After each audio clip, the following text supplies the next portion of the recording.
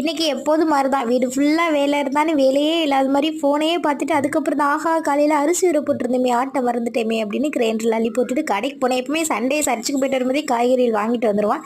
But இந்த time அப்புறம் வாங்கிக்கலான்னு வந்துட்டேன் மாதிரி போனேன். அப்படியே நாளைக்கு செவ்வாய்க்கிழமையா மந்த் லாஸ்ட்டு எங்கள் ஏரியாவில் இருக்கிற கடைலாம் அடைச்சி கிடக்கும் அப்படின்னு தாத்தா சொன்னாங்க. அதனால கொஞ்சம் எக்ஸ்ட்ரா திங்ஸ் வாங்கிட்டு அப்படியே கொஞ்சம் எனர்ஜியாக பிஸ்கட் சாப்பிட்டே சமைக்க ஸ்டார்ட் பண்ண வேண்டியது தான். நைட்டு சேமியா செய்யலாம் தான் நினச்சேன். பட் செல்வா வந்துட்டே இருக்கேன்னு சொன்னா அதனால் டக்குன்னு சாப்பாடு வச்சுட்டு நம்ம வீட்டில் நாளைக்கு தோசைனாலே இன்னைக்கு நம்ம சாம்பார் தான் வைப்போம். என்னைக்காவது ஒரு நாள் குக்கர் யூஸ் பண்ணுறதுனால அந்த விசில தேடுறதுக்கே எனக்கு பாதி நேரம் போயிடுது. இந்த டைமில் வீட்டில் எல்லாரும் ஃபோன் பண்ணாங்களா, எல்லாரும் கூடயும் பேசிட்டு மாவும் அரைச்சிடுச்சு. அதை அள்ளி வச்சுட்டு சாம்பார் தாளிச்சிட்டு இருந்தேன். செல்வா வந்துட்டு அந்த சாம்பார்னாலே அதுக்கு கருவாடு பொரிச்சாதான் சாப்பிட்டது மாதிரி இருக்கும். அதனால நம்ம செல்லக்குட்டி கருவாடையும் பொரிச்சிட்டு செல்வா ஃப்ரெஷ் ஆகிட்டானா அப்படி நல்லா சாப்பிட்டாச்சு. அப்புறம் என்ன குட்டி குட்டி வேலை இருக்குது, எல்லாத்தையுமே முடிச்சுட்டு தூங்க வேண்டியது தான். இன்றைக்கி நம்ம ஃபேமிலியில் ஆறுமுகம் கிருஷ்ணவேணி அம்மாக்கு இணைய திருமண நாள் நல்வாழ்த்துக்கள். அப்புறம் மதன், முக்ஷதா, சுதர்ஷனா, கமலேஷ், ரஞ்சிதா, அனிதா, அசன், பார்த்திமா உங்களுக்கு இனிய பிறந்த நாள் நல்வாழ்த்துக்கள். பாய் பாய்.